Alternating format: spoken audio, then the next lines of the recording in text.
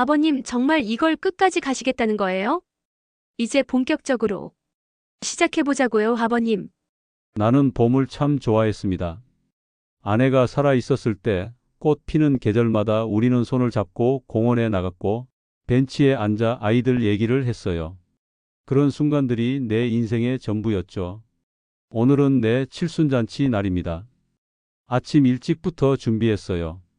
양복도 새로 맞추고 손자들 주려고 금반지도 주문했지요. 시간보다 훨씬 먼저 도착해서 잔칫집에 들어서는데 이상하게도 마음이 가벼운 것만은 아니었어요. 왜일까요? 무거운 그림자가 자꾸 가슴을 눌렀습니다. 파티장 한쪽 구석, 며느리 지은이와 사돈 이선영 여사가 벌써 와 있더군요. 근데 두 사람이 내 얼굴을 보자마자 자리도 일어나지 않고 그냥 고개만 까딱합니다. 사돈은 팔짱을 낀 채 입을 삐죽이며 말하더군요. 그래도 손님 대접은 해야 하지 않냐고. 이 호텔은 너무 촌스럽다고.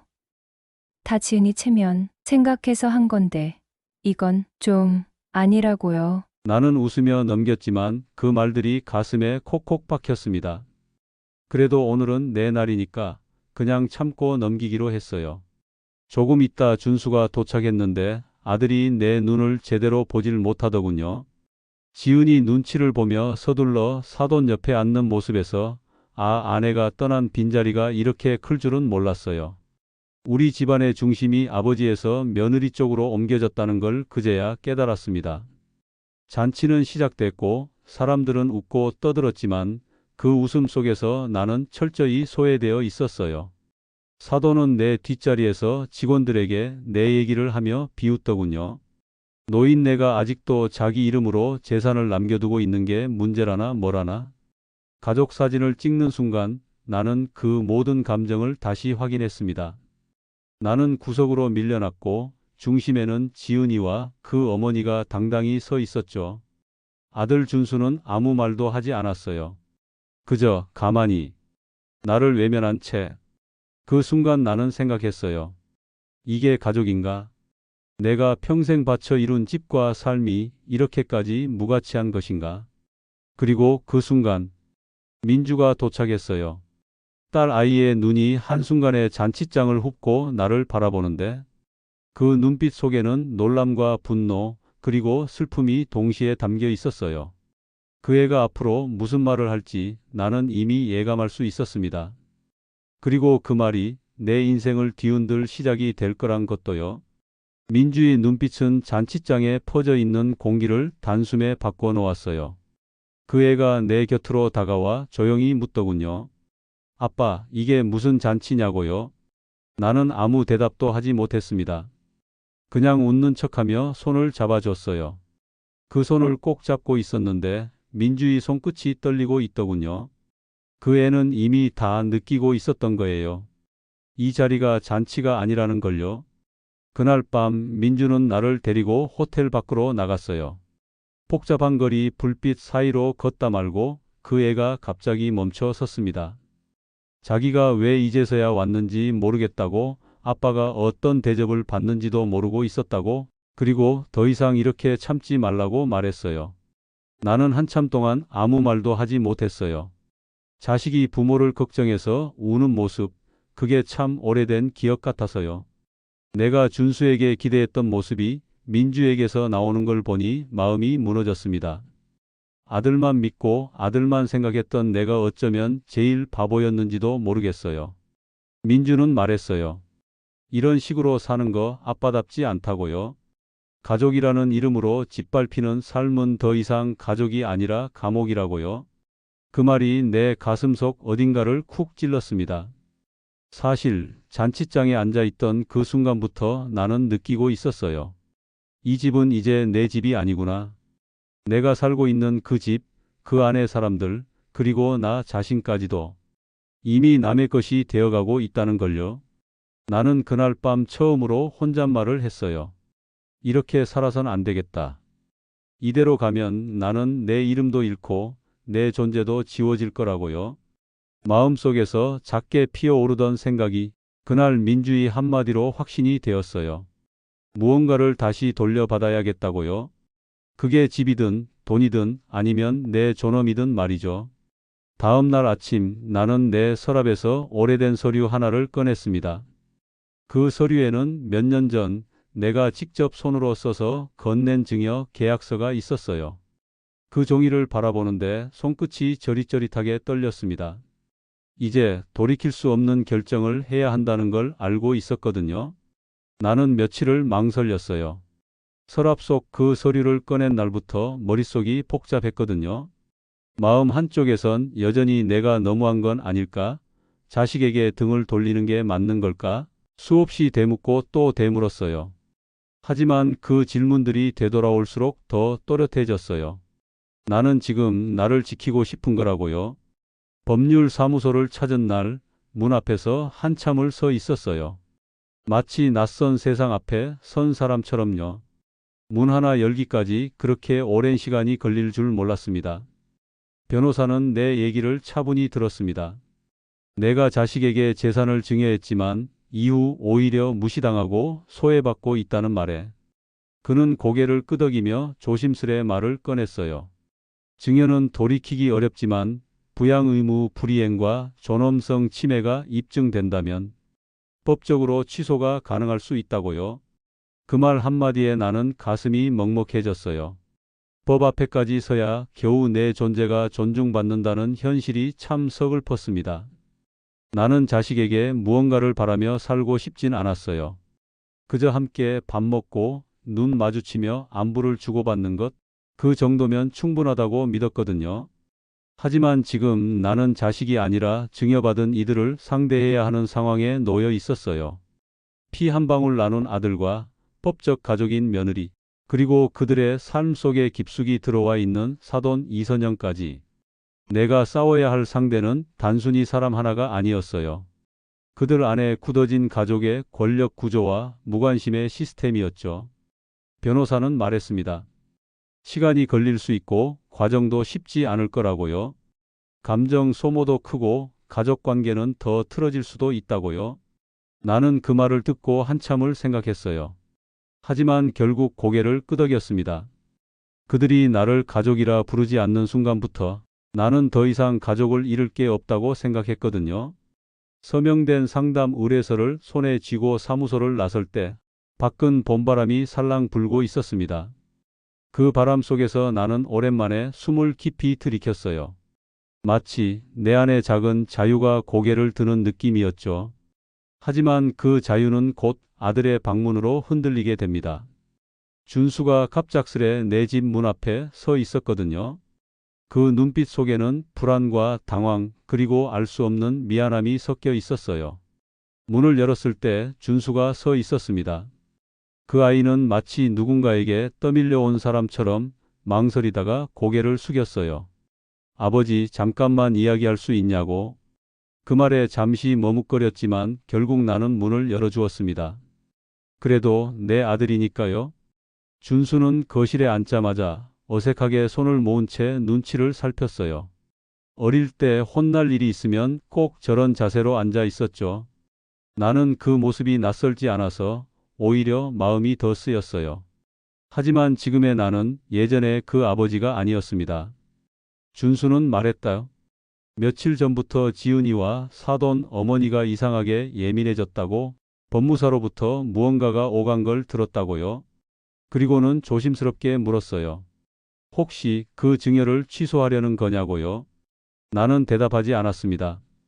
대답을 하기엔 그 질문 자체가 너무 늦었으니까요. 그 아이는 내 눈을 똑바로 바라보지 못했습니다. 그리고 이렇게 말했어요. 아버지, 그게 꼭 이렇게까지 가야 할 일이냐고. 가족인데 참으면 안 되냐고요.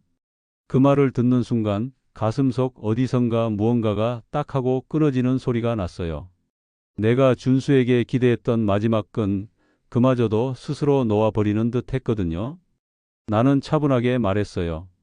참았다고요. 충분히 오랫동안. 당신이 아버지로서 나를 지켜줬어야 할 순간마다 나는 혼자였다고요. 준수는 아무 말도 하지 못했어요. 말없이 고개를 숙인 채 손끝만 만지작거리더군요. 나는 그 아이에게 재산이 아쉬워서가 아니라고 말했어요. 존중 없는 관계는 더 이상 가족이 아니고 내가 다시 내 이름으로 돌아가고 싶어서라고요. 준수는 그제야 조금 울먹이며 말했어요. 자기가 너무 무기력했고 지은이와 사돈의 틈에서 버티기 힘들었다고요. 이제 와서 후회해도 늦었다는 걸 안다고요. 하지만 나는 그 후회를 받아들일 마음은 없었습니다. 내가 잃은 시간과 존엄은 그 말 몇 마디로 복구될 수 있는 게 아니었으니까요. 그리고 그 순간 밖에서 누군가가 초인종을 눌렀습니다. 며느리 지은이었습니다. 그 아이는 말도 없이 문을 벌컥 열고 들어오더니 내가 앉은 소파 앞에 서서 싸늘한 표정으로 물었습니다. 아버님, 정말 이걸 끝까지 가시겠다는 거예요? 지은이는 내 앞에 섰습니다. 예의는 갖춘 듯 했지만 그 눈빛엔 뚜렷한 불쾌함이 묻어 있었어요. 말투도 부드러운 듯 하면서 날이 서 있었죠. 아버님, 저희가 뭘 그렇게 잘못했는지 모르겠다고 이렇게까지 뒤에서 일을 벌이실 줄은 몰랐다고 하더군요. 나는 아무 말 없이 지은이의 얼굴을 바라봤어요. 그 아이가 내게 고개 숙이며 들어온 적은 단 한 번도 없었거든요. 항상 체면이 먼저였고 그 체면이 가려진 자리에는 내 존재는 없었습니다. 지은이는 차근차근 말을 이어갔어요. 법적으로 뭐든지 해보시라고요. 요즘 세상에 그 정도 무례로 증여 취소가 되겠냐고, 오히려 우리가 받은 정신적 피해가 더 크다고 말했어요. 그 순간 나는 그 애가 정말 나를 어떻게 생각해 왔는지 확실히 알 수 있었습니다. 나는 그저 재산을 넘겨준 한 노인일 뿐이었어요.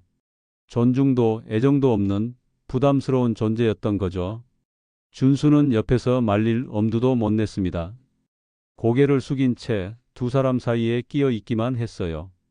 그 아이에게 더 이상 아무 기대도 미련도 없다는 걸 나는 그 순간 확실히 느꼈습니다. 나는 조용히 말했습니다. 지은 씨, 나는 가족에게 재산을 준 거지 냉소와 무시를 받은 이웃에게 준 게 아니라고요. 그동안 참고 견딘 내 시간이 이제는 끝나야 한다고요. 지은이는 한동안 나를 노려보더니 매몰차게 웃으며 한마디를 내뱉었어요. 결국 돈이 문제시네요. 아버님도 다를 바 없다고요. 역시 사람은 늙으면 욕심만 남는다네요. 그 말은 칼처럼 꽂혔지만 나는 흔들리지 않았습니다. 그 말을 들은 순간 오히려 확신이 더 또렷해졌어요. 그래요, 나는 이제 더 이상 이들에게 기대지 않기로 했어요. 존엄은 스스로 지켜야 하니까요. 그날 밤 나는 변호사에게 전화했습니다. 소송을 시작하겠다고요. 더 이상 지체하지 말고 바로 진행해 달라고 말했습니다. 하지만 이 모든 일의 소문은 곧 가족들 사이에 퍼졌고 다음 날 아침 사돈 이선영 여사가 내 집 앞으로 찾아왔습니다. 그녀는 들고 있던 핸드백을 내 발치에 툭 떨어뜨리며 나를 바라보며 말했어요. 이제 본격적으로 시작해 보자고요, 아버님. 그 아침 나는 거실 창 너머로 누군가 다가오는 발소리를 들었어요. 그리고 이내 현관문이 벌컥 열리며 이선영 여사가 들어왔습니다. 인사도 없이 내 앞에 서더니 손에 들고 있던 핸드백을 발치에 툭 하고 떨어뜨리더군요. 그녀는 말했어요. 정말 웃기다고요. 그깟 몇 마디 말에 마음이 상했다면 노인네 체면이 그렇게도 가벼운 거냐고요. 이 집이 지금 누구 덕에 돌아가고 있는 줄 아냐고, 지은이가 얼마나 고생하는 줄 아시냐고 따졌습니다. 나는 말없이 그 말을 다 들었어요. 그녀는 내 존재를, 내 고통을 전혀 이해하지 못했어요. 그녀에게 나는 그냥 귀찮은 노인네일 뿐이었죠. 가족이라는 말은 그 입에서 너무도 가볍게 나왔고 그 단어는 오히려 내 귀를 더 시리게 했습니다. 이선영 여사는 더 나아가 협박도 했습니다. 재산 문제로 시끄럽게 만들면 사회적으로도 체면 깎이고 결국엔 자식들만 상처받는 거라고요. 그러니 알아서 조용히 철회하라고 했습니다. 하지만 나는 대답하지 않았습니다. 그녀의 목소리가 점점 높아지고 손짓이 거칠어질수록 오히려 마음은 차분해졌어요. 이 길이 맞다는 확신이 더 강해졌으니까요. 그때 문이 다시 열리며 민주가 들어왔습니다. 사돈과 나 사이의 긴장감이 얼마나 강했는지 그 애도 들어서는 순간 바로 느꼈던 것 같아요.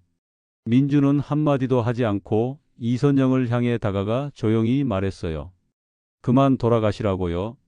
아빠 집에서 이 정도면 모욕이라고요. 이선영 여사는 민주의 눈빛을 똑바로 보지 못했습니다. 잠시 말을 멈췄고 결국 가방을 집어들고 뒤돌아 나갔습니다. 하지만 돌아서기 전 문 앞에서 한마디를 남기더군요. 좋아요. 그렇게 나오는 거면 우리도 가만히 있지 않을 겁니다. 문이 닫히고 나서야 거실엔 고요함이 돌아왔지만 그 고요함은 더 큰 전쟁의 전주처럼 느껴졌습니다. 민주는 내 옆에 앉아 조용히 말했어요. 아빠, 앞으로 더 시끄러워질 거예요. 사람들이 진심을 알아보는 데는 시간이 걸리지만 그게 아빠 마음을 바꿀 이유는 아니라고요. 나는 그 말을 들으며 조용히 고개를 끄덕였어요. 그래, 지금부터가 진짜 시작이겠구나. 이제는 더 이상 물러설 수 없는 길 위에 내가 서 있다는 걸 또렷하게 느꼈습니다. 그리고 그날 오후 지은이와 준수가 변호사 사무실로 보낸 내용 증명이 도착했습니다. 거기엔 내 행동이 부당하며 오히려 자신들이 명예훼손과 정신적 피해를 입었다는 내용이 담겨 있었어요. 나는 변호사 사무실에서 봉투를 받아들었어요. 겉면엔 며느리 지은이의 이름과 함께 법무법인의 인장이 선명하게 찍혀 있었습니다. 봉투를 뜯는 순간 안에 담긴 내용은 예상보다 훨씬 노골적이었어요. 그들은 내 행동을 정서적 위협이라고 표현했어요. 가족 간의 오해를 고의로 확대시키며 사적 명예를 훼손하고 있다고 주장했습니다. 그리고 덧붙이더군요. 법적 조치도 불사하겠다고요.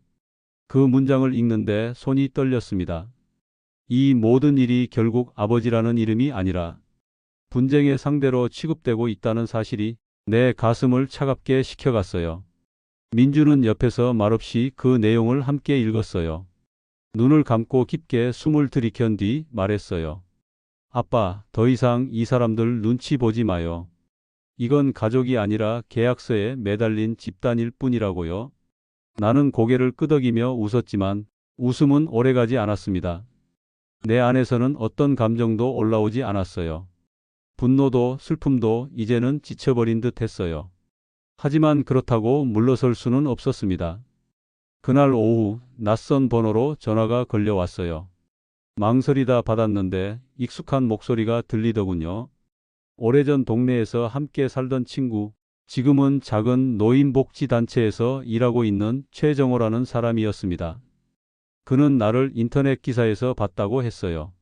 지역 커뮤니티 게시판에 노부의 증여 취소 소송이라는 제목으로 글이 올라왔고 사람들이 나를 둘러싸고 갑론을박을 벌이고 있다고 하더군요. 나는 그런 일이 벌어졌다는 걸 몰랐어요. 조용히 싸우고 싶었지만 세상은 그렇게 내버려두지 않더군요. 정호는 조용히 말했어요. 형, 이게 틀린 싸움이 아니라는 걸 사람들이 알아요. 많은 어르신들이 같은 마음으로 그 기사 읽고 울었다고요. 그 말에 나는 처음으로 눈물이 났어요. 내가 혼자가 아니었다는 사실이, 누군가 이 이야기를 함께 지켜보고 있었다는 사실이 벅차오르게 다가왔습니다. 정호는 덧붙였어요. 언론 인터뷰 요청이 들어올 거라고 생각이 있다면 용기를 내보라고요. 나는 그제야 알았어요. 이 싸움은 이제 내 안의 문제만이 아니라는 걸요. 나와 같은 상처를 겪은 수많은 사람들을 대신해 존엄을 말할 수 있는 기회라는 걸요. 그리고 나는 그 인터뷰를 받아들이기로 결심했습니다. 촬영은 생각보다 간단했어요. 작은 방송국의 다큐 프로그램이었고 카메라 앞에 앉은 나는 처음엔 목소리가 떨려 제대로 말을 잇지 못했어요. 하지만 이내 천천히 하나씩 꺼내기 시작했어요. 내가 어떤 마음으로 재산을 증여했는지, 어떻게 외면당했고, 왜 지금이라도 그 선택을 되돌리고 싶었는지. 방송은 이틀 뒤 저녁 조용히 전파를 탔습니다. 다음 날 아침 내 핸드폰은 쉴 새 없이 울리기 시작했어요. 낯선 번호들, 모르는 사람들의 문자엔 짧은 응원과 눈물 섞인 공감이 가득 담겨 있었어요. 아버님 덕분에 용기를 냈습니다. 저희 아버지도 같은 상황입니다. 존엄은 나이로 잊혀져선 안 된다고요. 그 메시지들을 하나하나 읽으며 나는 처음으로 내 삶이 누군가에게 의미가 될 수 있었음을 느꼈습니다. 하지만 그 여운은 오래가지 않았어요. 며칠 뒤 준수가 다시 찾아왔습니다. 이번엔 지은과 함께였고 그녀는 손에 두꺼운 봉투를 들고 있었어요. 그 안엔 명예훼손 소송 예고장이 있었어요. 방송으로 인해 사적 명예가 훼손되었고 정신적 피해를 입었다는 주장과 함께 금전적 손해배상 요구가 담겨 있었습니다. 나는 말없이 종이를 내려다봤어요. 이게 그들의 마지막 카드였구나. 끝까지 내 진심을 이해하려 하지 않겠구나. 그 순간 문이 열리며 민주의 목소리가 들렸어요. 그 애는 단호하게 말했어요. 이제 그만하라고요. 아버지는 싸운 게 아니라 말했을 뿐이라고요. 침묵으로 죽어가던 존엄 하나가 겨우 목소리를 낸 것뿐이라고요. 준수는 말이 없었어요. 고개를 푹 숙인 채 지은의 팔을 붙잡고 돌아섰습니다. 그리고 몇 주 뒤 법원의 중재로 소송은 조용히 취하되었습니다. 집과 부동산의 명의는 다시 내 이름으로 돌아왔고 나는 짐을 정리해 아파트 작은 평수로 이사했습니다. 이제 집 안엔 내 물건과 책, 아내의 사진 한 장만이 남아 있습니다. 민주는 가끔 찾아와 반찬을 놓고 가고 나는 커피 한 잔을 손에 들고 발코니에서 햇살을 맞으며 봄을 기다립니다. 가끔은 아직도 서운함이 올라와요. 아들에 대한 미련도 손자들의 빈자리에 대한 아쉬움도 있죠. 하지만 나는 더 이상 존엄을 포기하면서까지 사랑을 구걸하지 않기로 했습니다. 그저 내 이름으로 숨쉬고 내 마음대로 하루를 보내며 살아있는 시간들을 아끼기로 했어요. 그리고 곧 여행을 떠날 계획입니다. 어디든 내가 보고 싶은 풍경을 찾아 나를 위한 봄을 만나러 가려 합니다. 그렇게 나는 누구의 아버지도 아닌 한 사람 김영호로 다시 살기 시작합니다. 지금까지 함께해 주신 모든 분들께 깊이 감사드립니다.